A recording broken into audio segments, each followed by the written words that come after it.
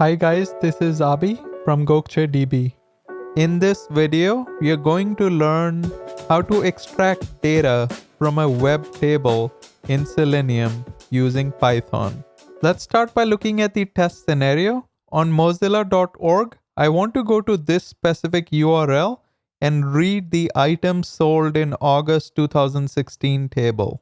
More specifically, I want to assert whether the total items sold in Amsterdam is equal to 315 or not. Now let's look at the test directory. I have a conf.test.py file where I'm defining the driver fixture function to initialize the Chrome WebDriver. In the test file, I'm passing the driver fixture function as the first argument to my test function. On line 5, I'm using driver.get method to go to the mozilla.org URL. On line 7, I'm reading the text of the 6th row of the items sold table.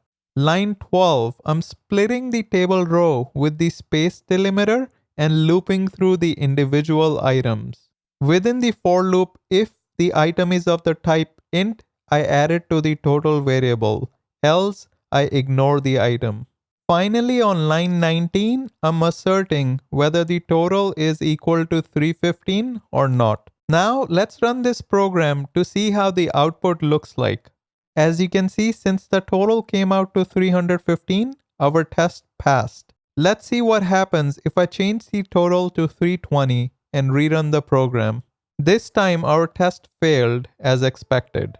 Finally, to export the test results in an HTML format, click on the Export Test Results button. There you have it. Make sure you like, subscribe, and turn on the notification bell. Until next time.